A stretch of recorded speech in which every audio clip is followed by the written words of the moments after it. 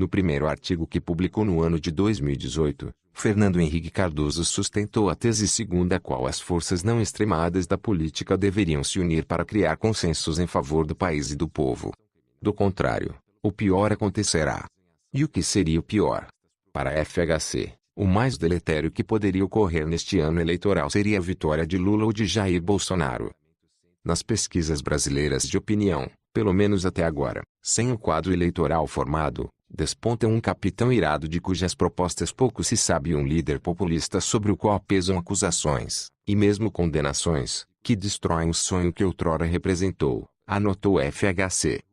O ex-presidente tucano enumerou os presidenciáveis que deveriam, na sua opinião, se juntar em torno de consensos mínimos. Citou Geraldo Alckmin, PSDB, Marina Silva, Rede, e Henrique Meirelles, PSD. Incluiu na lista Joaquim Barbosa, que flerta com a ideia de disputar o Planalto pelo PSB. Na opinião de FHC, esses personagens precisam entender que os riscos do tipo que ele enxerga por trás das pretensões políticas de Lula e Bolsonaro se transformam em realidade pela inércia, pela covardia ou pela falta de visão dos que poderiam a eles se opor.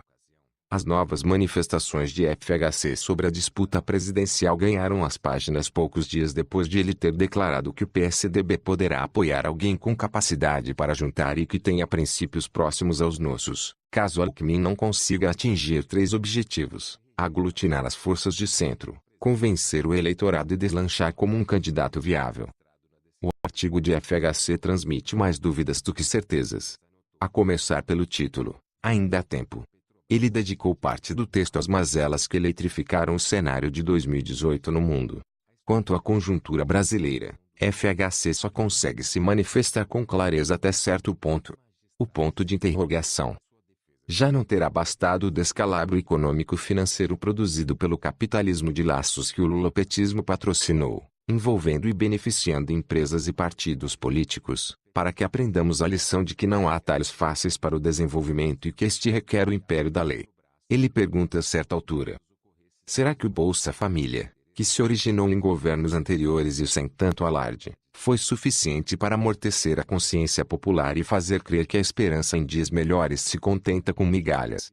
Indaga o articulista, como se colocasse em dúvida a capacidade de discernimento do pedaço mais pobre do eleitorado. FHC se absteve de oferecer respostas. É cedo para responder. E ainda destilou pessimismo. Disse que, se não houver uma ação vigorosa dos atores políticos, os horizontes despejarão novas tempestades sobre a conjuntura. Que não se iluda o leitor, o pior pode sempre acontecer. Evitá-lo depende de cada um e de todos nós. Não há fé cega na razão ou nos bons propósitos que barre o irracional se não se criarem alternativas que impeçam o pior de prevalecer, pela guerra ou pelo voto, escreveu. As consequências, já dizia o conselheiro Acácio Eça de Queiroz, vêm sempre depois. Se alguma certeza pode se extrair do artigo de FHC é a seguinte: o presidente de honra do PSDB não leva a menor fé em Geraldo Alckmin.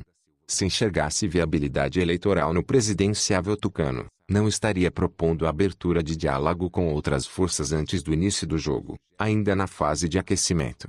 Leia aqui a íntegra do texto de FHC. E aí, pessoal, de sua opinião sobre o que pensa Fernando Henrique Cardoso. Lembrando que esse ano tem eleições, e que não podemos eleger nenhum político citado ou condenado na Operação Lava Jato, temos que limpar esse país com o nosso voto. É isso aí, pessoal. Se você gostou dessa informação, acione o sininho e se inscreva no canal. Um forte abraço e que Deus abençoe.